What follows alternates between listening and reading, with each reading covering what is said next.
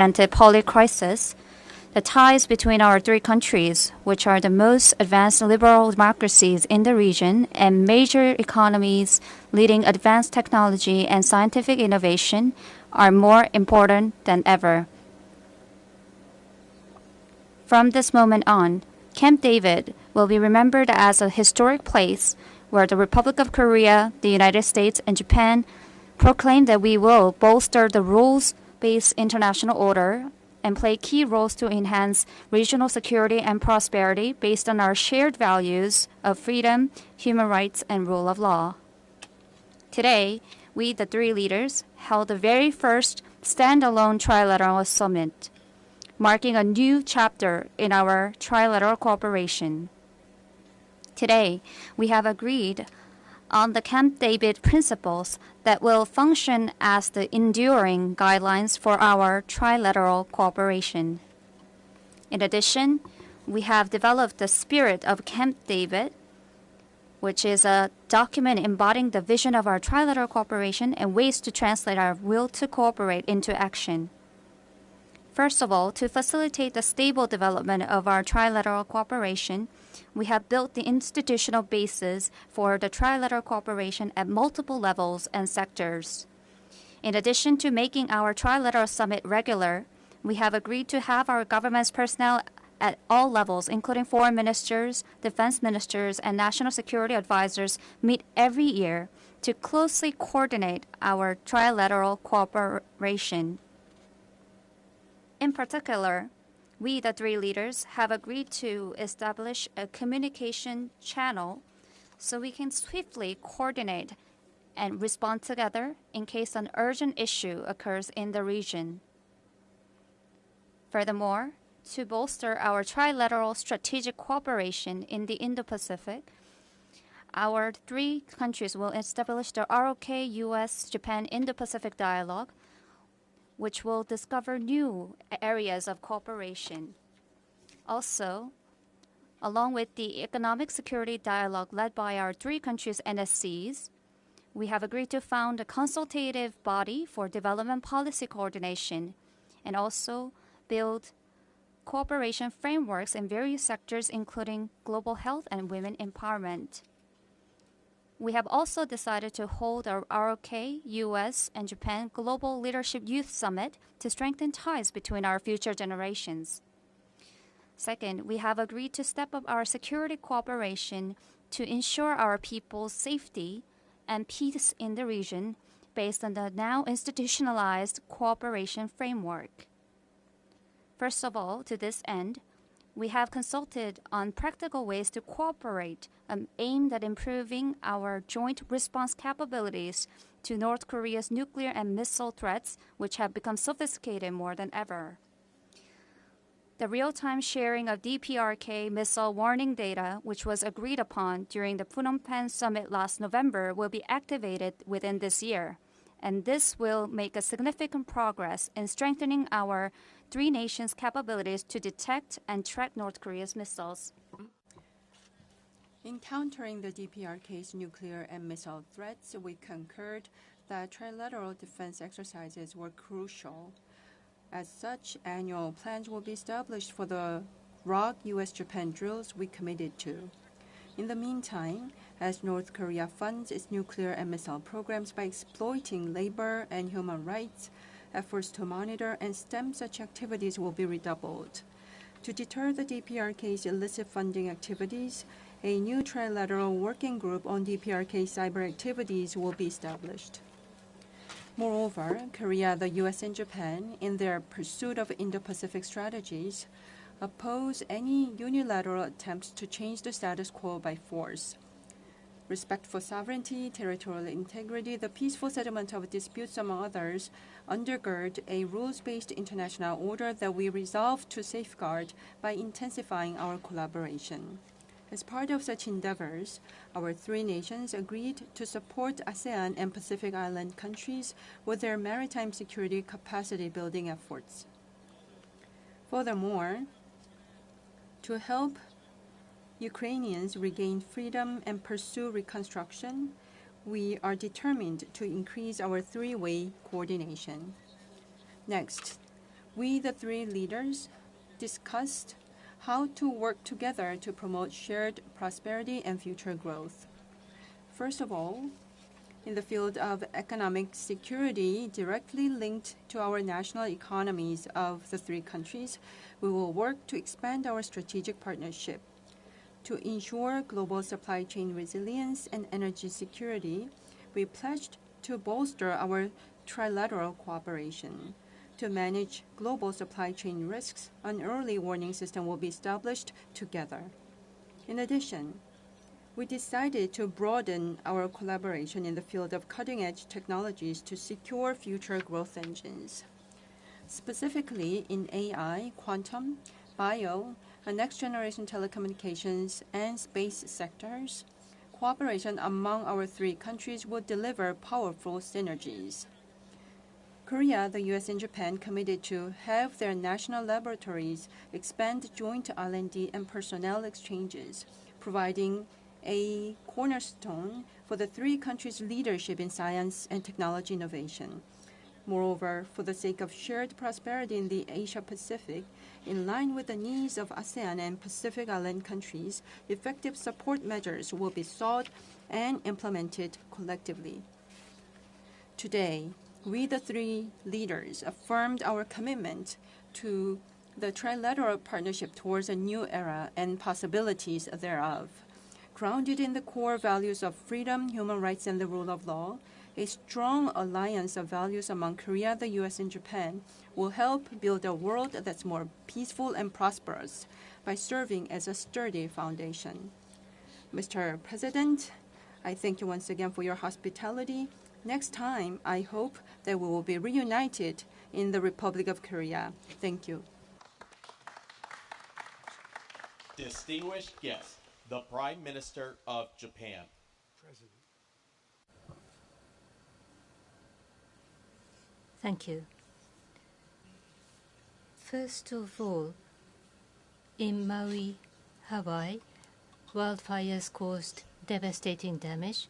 I express my sympathy, and I really pray for the peace of those who have lost their lives. In order to offer support, a total of $2 million worth of support by our country has been decided, and therefore the relief for the affected people and for the earliest recovery of the affected areas, Japan will proactively do our contribution.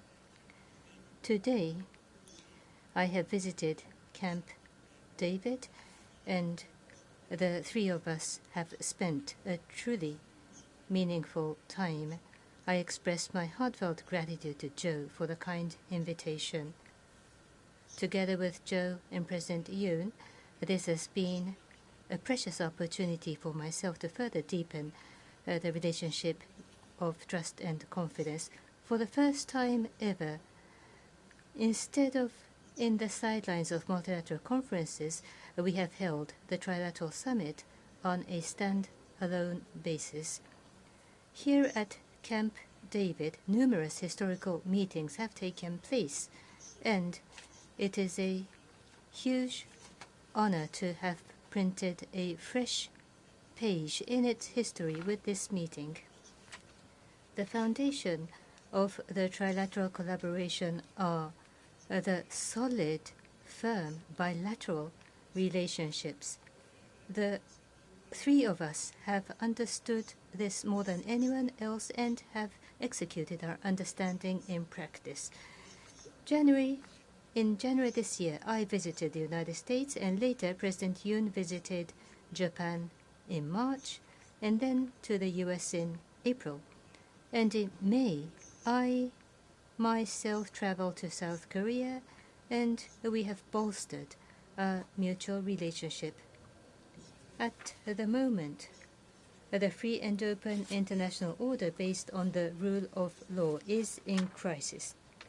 Due to Russia's aggression of Ukraine, the international order is shaken from its foundation. The unilateral attempts to change the status quo by force in the East and South China Seas are continuing, and the nuclear and missile threats of North Korea is only becoming ever larger. Under such circumstances, to make our trilateral strategic collaboration blossom and bloom is only logical and almost inevitable, and is required in this era.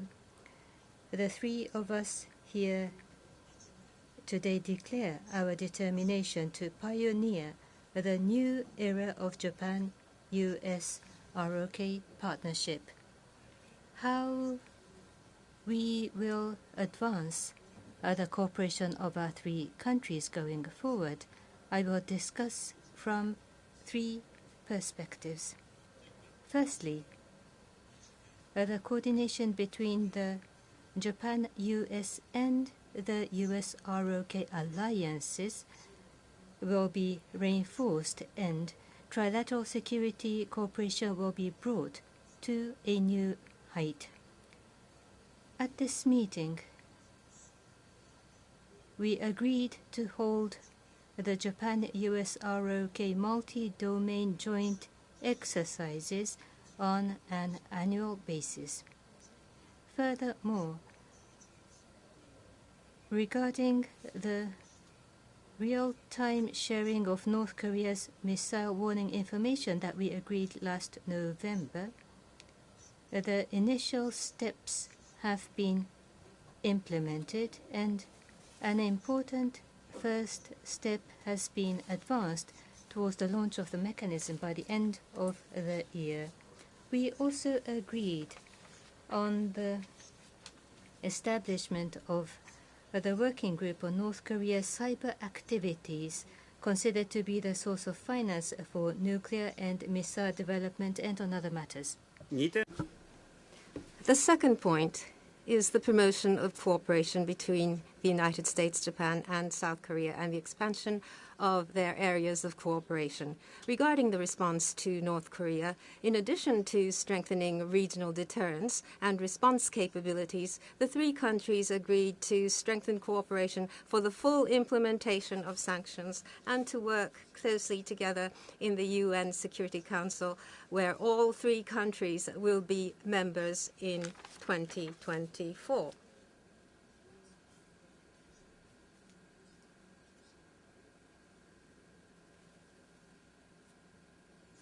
At the same time, we shared our recognition that the way is open for dialogue with North Korea. I then stated that the abduction issue is a humanitarian issue with time constraints, and once again received the strong support of Joe and President Yoon for the immediate resolution of this matter. We also agreed to work together through the Indo-Pacific Dialogue and the development cooperation to realize a free and open Indo-Pacific, and in particular to coordinate capacity building support in the domain of maritime security, particularly with regard to ASEAN and Pacific Island countries. Furthermore, we agreed to promote cooperation in the field of economic security, including critical and emerging technologies and supply chain resilience. Third, developing a framework for trilateral cooperation. This will create a foundation for continuous and stable enhancement of coordination among the three countries. After confirming that the three countries will promote multi-layered cooperation at all levels, it was agreed that the trilateral summit meeting will be held at least once a year.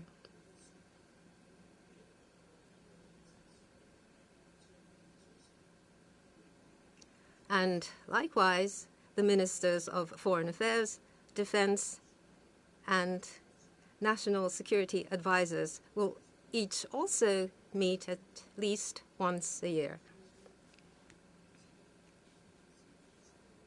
and the financial minister, as well as the industry and commerce ministers, will be meeting. We will consider the Camp David principles issued today at a historic turning point for the international community to be a new compass for trilateral cooperation, and we will vigorously implement the concrete cooperation outlined in the Camp David statement of Japan, ROK, and U.S. on our partnership. Together with Joe and President Yoon, we will continue to work to further strengthen the strategic partnership between the three countries in order to safeguard a free and open international order based on the rule of law. Thank you. Thank you. Now we have time for questions. President Biden, please select your reporter first. Samir of the AP. Thank you, Mr. President. I have a question for each of the leaders. It'll be brief but related. President Biden, first for you, how confident should Asia be about a robust American commitment to a nuclear umbrella when the commander-in-chief who preceded you and is looking to succeed you spoke openly about reducing the U.S. footprint in the Korean Peninsula? President Yoon, how much confidence can Japan and the U.S. have about Seoul's long-term commitment to rapprochement when polls show the solid majority of Korea disapproves of your handling and mending of the forced labor issue? And Prime Minister Kishida, what assurances can you give to your country's citizens who fear bolstering your security cooperation in this matter could lead to the country into an economic Cold War with China? And if you'll indulge me, Mr. President, on a domestic matter, what is your reaction to the special counsel appointment last week into your son? Thank you. Well, first of all, look, there's not much, if anything, I agree on with my predecessor on foreign policy. His America First policy, walking away from the rest of the world, has made us weaker, not stronger. America's strong with our allies and our alliances, and that's why we will endure. And it's a strength that, quite frankly, increases all or three of our strengths. This is just about one summit. What makes today different is it actually launching a series of initiatives that are actually institutional changes in how we deal with one another. And security cooperation, economic cooperation, technology cooperation, development cooperation, consultation exercises, and all of this will create its own momentum, I believe, year by year, month by month, to make the relationship stronger and more certain to remain, to be in place.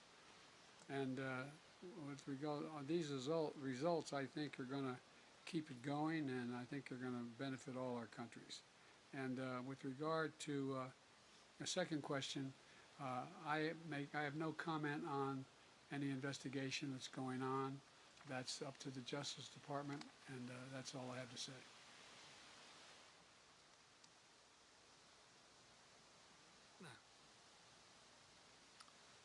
제게 하신 질문에 대해서는 To the question that was directed to me, I would like to say that the treaty made between Korea and Japan that was made in 1965 and the following measures by the government and the Supreme Court's ruling in 2015 has some differences, but we have already implemented measures to bridge the gaps among them. And in South Korea, of course, there is public opinion that is opposed to the government's measures like that. However, from a perspective that's forward-looking, strengthening ties and improving relationship between Korea and Japan are important, and there is a shared understanding that this matters to our bilateral relationship as well as our future, and this is something we need to continue working on. Thank you for the question. First of all, at today's meeting, the rules-based international order and activities inconsistent to such rule-based international order and activities, the concerns have been shared, and the rule-based free and open international order must be defended. And going forward, U.S.-Japan ROK strategic collaboration will be reinforced even further. Such endeavors will continue going forward. Our country and for the surrounding countries, the response capabilities as well as defense capabilities will be bolstered, and by doing so, the lives and livelihood of our population will be protected, and the sense of assurance must be raised. These are the important activities. Having said that, with regard to China, last year in November, there was the Japan-China Leaders Summit, and there was a positive momentum. By maintaining the positive momentum, what has to be asserted will be asserted, and we shall strongly request responsible conduct. And we will continue and accumulate the conversation about multiple issues. We will cooperate with regard to common challenges. Such constructive and stable relationship will be established by mutual effort. That is my administration's consistent policy. Based on this perception towards regional stability, our efforts will continue. Thank you. President Yoon, next question, please.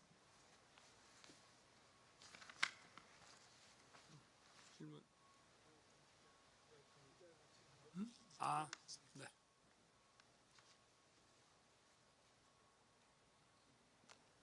자, 우리 Money Today. Please go ahead and ask a question. The reporter from Money Today, reporter named Jongjin Park, please go ahead with your question. Hi, I'm Jongjin Park of Money Today. First of all, I would like to ask a question to President Yoon Suk Yeol of the Republic of Korea. I heard that you stated that a new chapter has opened in our trilateral cooperation with the two countries. Compared to the previous summits, what would be the most significant outcome that you gained through this summit? And also, from the perspective of our people, what will be the benefit that the people of Korea would feel from these strengthening of ties? And now my question goes to President Biden. During this summit, the issues of detainees or prisoners of wars, and you mentioned that there will be further cooperation in these human rights issues, and you also said you would support the free and peaceful Korean Peninsula and the region. And what kind of shift would there be in your policy, and what kind of specific solutions do you have in these regard? Lastly, I would like to direct my question to Prime Minister Kishida. Today, we had the historic trilateral summit. However, there was much backlash and many concerns in Korea. However, President Yoon showed his political courage to do so. That's the international community's evaluation. However, there are still concerns that Japan is making very passive efforts to resolve our issues that still remain. And also, how would you be able to show your truthful willingness to resolve and improve our bilateral relations going forward? First of all, this trilateral cooperation amongst our three countries has opened a new chapter, and we made that announcement today. To talk about the differences from the past cooperation, for instance, in the past, it was about individual issues that we sought cooperation among ourselves. But now, as we have opened a new chapter in our cooperation for security, economy, science and technology, and development cooperation for the Global South, health, and women, Across all of these issues, our three countries decided to closely work together, so it's much more comprehensive in nature. Such comprehensive cooperation has been launched by us today because currently we face complicated crisis and the threat from the DPRK. And across the world, we believe that we can together make a contribution to freedom and peace around the world. So that is our foundational understanding and our common and shared interests of the three countries, and not just for exclusionary interests of ourselves. Our interests are well aligned with the universal interests of the members of the global community. That's where we find our shared interests lie.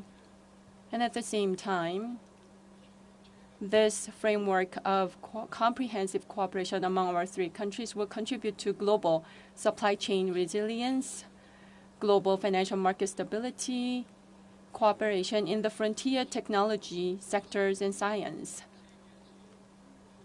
Our three countries together have the best-in-class expertise in science and technology, and we are the ones who are implementing liberal democracies. Naturally, progress in science and technologies will bring benefits, tangible benefits to our people, not just in terms of security, but also in terms of economy and science and technology. But what is most important here is not about our own interests only. When we put our forces together, I believe that we can make a contribution to the advancement of freedom and peace in the world. And that is exactly where our interests are aligned. Look, back in May of 2022, I met with the families of the Japanese abductees during my visit, heard their stories, and empathized with them and got a sense of the pain they're feeling. It's real. We know there are many families out there who still wait and worry and wonder, and we're not going to forget about them or their loved ones. And there's clear language on this, on our joint statement. The bottom line is this, that we share a common position. We're committed to working together to see the return of all prisoners of war and those who have been abducted and detained. And by the way, one of the things we get asked many times, and I wasn't directly asked but implied, is what makes us think any of this is positive? Success brings success. When other nations see cooperation in the region, they make judgments about would they be better off if they make commitments? Will they move? Think about, as students of history, all of you, and you are, think about how many times successes have generated other successes when you don't anticipate it. And so I just think this is we're not going to forget, we're not giving up, and we're going to continue to make the case for the freedom of all of those detainees.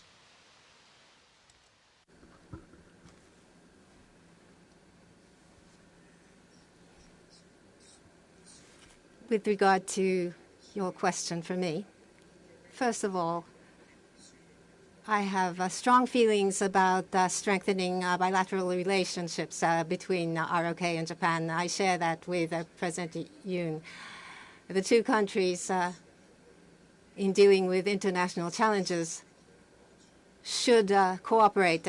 We're both important neighboring countries, and so friendship with President Yoon and the relationship of trust based on this, both countries as partners should open up a new era, and that is my thinking. This year, President Yoon came to Japan, and I visited the ROK. At international fora, we have repeated meetings. We have had repeated meetings. And between our two countries, including the economy and security, we've had forward-looking and concrete approaches which were started. It's already in motion dynamically. Economic security dialogue was started, or it has been decided on. In the area of export control, there have been progress, and also financial ministers and defense ministers have had meetings. And so we've had this very positive forward-looking developments. And these are seen not only in the public sector, also in the private sector. We see a slate of developments, human exchanges and exchanges between business circles. We're seeing very active developments in all of these areas, and that is a reality. Going forward, we hope to accumulate these approaches along with President Yoon to strengthen our bilateral relations even further by generating results. We hope that people will understand Japan's feelings toward our bilateral relations, and we'd like to continue such efforts. Thank you.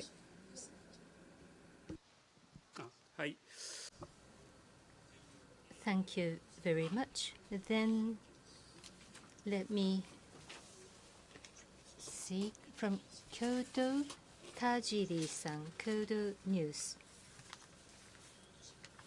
Tajiri, Kyoto News. At Camp David with history, I do have a question to each of the leaders. Mr. President Biden, it was mentioned at this summit meeting, but Russia's aggression of Ukraine is continuing. So what role do you expect of Japan? Prime Minister Kishida has mentioned that as China's threat in Asia is rising, Ukraine may be East Asia tomorrow. What do you think about this comment, President Biden? Under the situation in Asia where China's threat is rising, what is the meaning and significance of the trilateral relationship with Japan, US, ROK becoming stronger in multiple layers? President Yoon Suk Yeol, I have a question to Your Excellency. North Korea's nuclear missile development is a major security threat to Japan, South Korea, and the US. As North Korea's provocations continue to escalate, what is the meaning and significance of the three countries declaring a new era of partnership? Regarding the release of treated water at Fukushima Daiichi nuclear power plant, did Prime Minister Kishida explain the matter at the trilateral or the bilateral summit today? At the recent Japan ROK summit meeting, Your Excellency, you expressed your intent to respect the IAEA report. Despite the strong domestic opposition, why do you demonstrate your understanding for the policy of Kishida administration? I ask for the reason. And to Prime Minister Kishida, this is the first time that the Trilateral Summit is held on a standalone basis rather than on the sidelines of international meetings. You have said that the trilateral cooperation will be raised to new heights for the security environment in East Asia, and without the resolution of abduction, North Korea's continuing nuclear missile development. What is the meaning for North Korea? And in East and South China Seas, by maritime advancement, China is continuing unilateral attempts to change the status quo. What is the meaning for China? And you have a great imagination. One question ends up being six, but thank you. I'll try to answer all of them. I'm glad I didn't have you as my law professor when I said one question. Anyway, they're all legitimate questions. Look, on Ukraine, I and my country and the leadership of my country and both parties are very grateful for everything Japan is helping to deal with in Ukraine. And I mean that sincerely. They've showed strong leadership through the G7 as well, and contributed to a significant amount of financial and humanitarian assistance to Ukraine, as well as non-lethal military equipment. And, and they've joined so many other nations in holding Russia accountable through their international sanctions. If my memory serves me well, and I think it does, Mr. Prime Minister, we found ourselves in a circumstance where when I called you about Ukraine, I didn't have to convince you of anything. I started off to make the case that Ukraine was a circumstance where to think in the first quarter of the 20th century, another country would amass over 150,000 forces on the border of another country, or 150,000 forces, and invade that country without any rationale other than, if you read Putin's speech after he invaded, he talked about Kyiv being the motherland, I mean, it just was ridiculous, I think, and he talked about being Peter the Great. It was just, imagine if we'd done nothing. Imagine if we'd done nothing. And the point was immediately recognized, if I'm not mistaken, by you, Mr. Prime Minister, that we're in a situation where it could happen anywhere. We stood still. What signal would that send to China about Taiwan? What signal would that send around the world with nations more powerful on borders? But here's the deal. You contributed significantly to what I think is already let me put it this way. Russia has already lost. It cannot meet its original objective, which it stated. It's not possible. But then they've joined so many other nations in holding Russia accountable for international sanctions.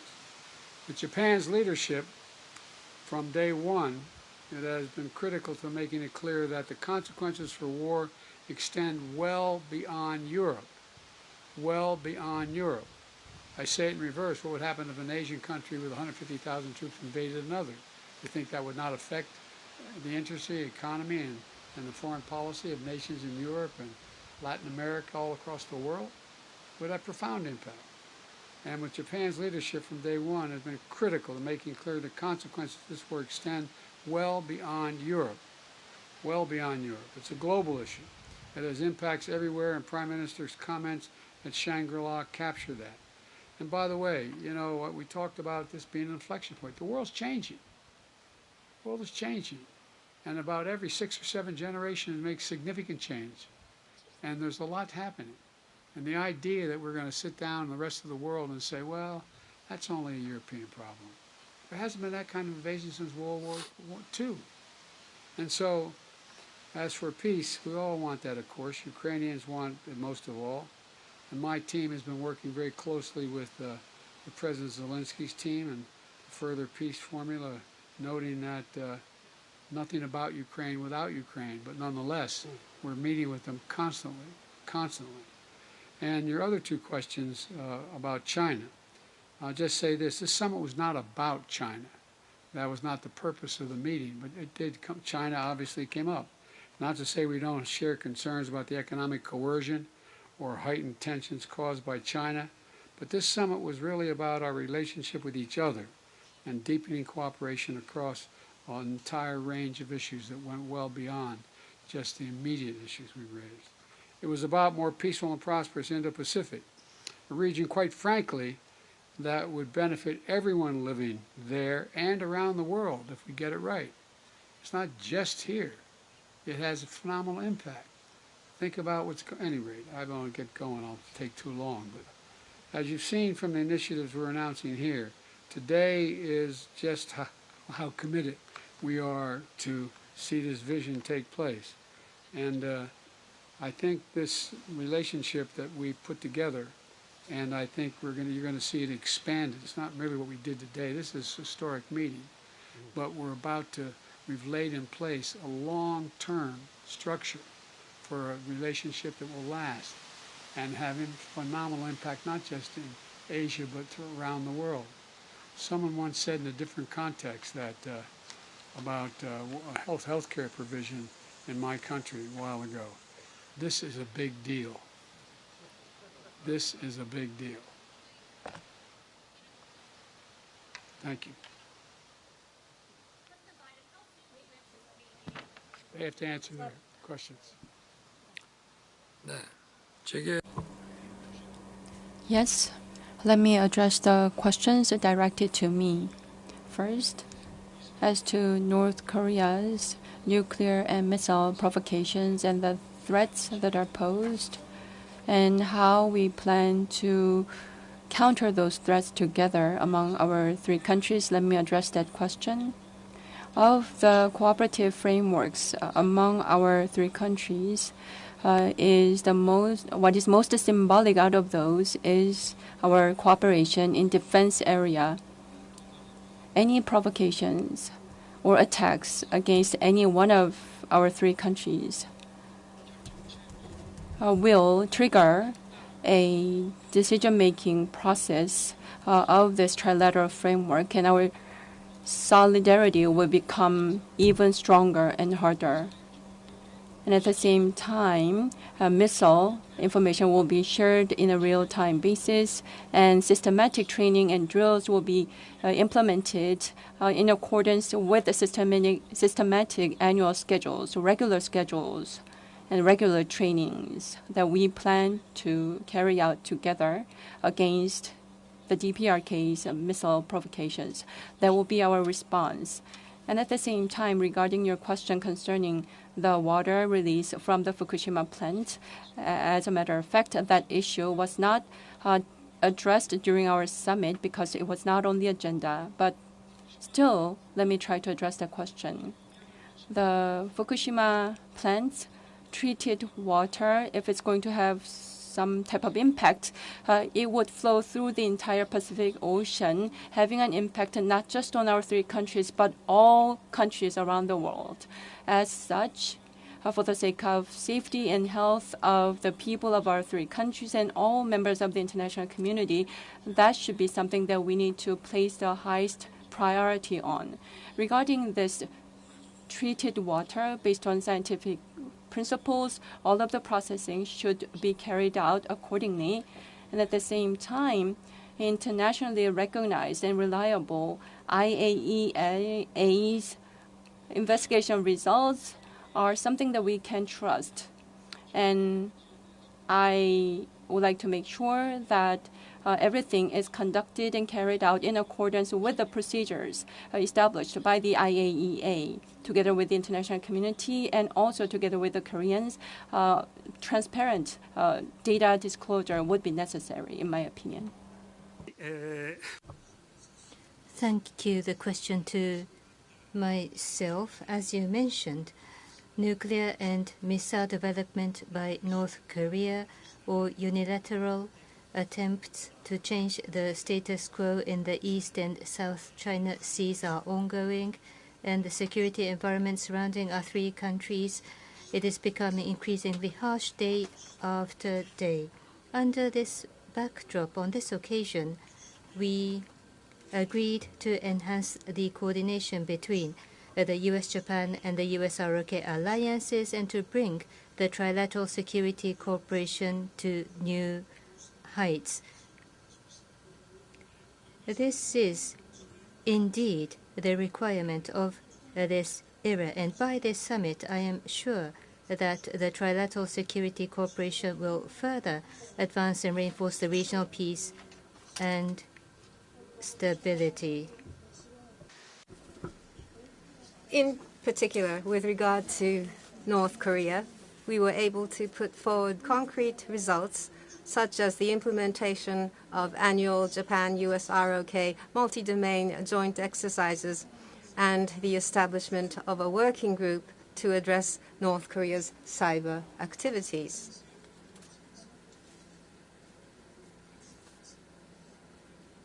I also stated that the abduction issue is a humanitarian issue with time constraints,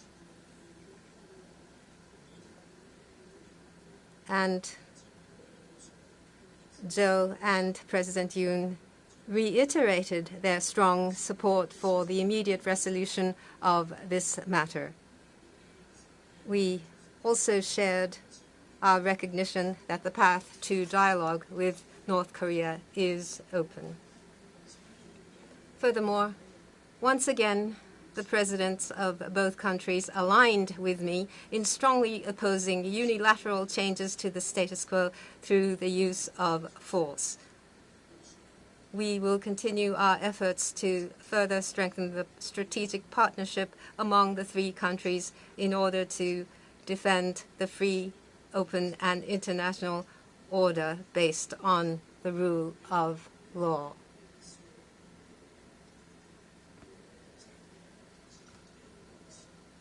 That is all. Thank you. Concludes. I expect and hope to follow up on our conversation on Bali this fall. That's my expectation. Thank you. This concludes our press conference. Please stay seated as the leaders depart, please. Please stay seated. We're winning all the competition.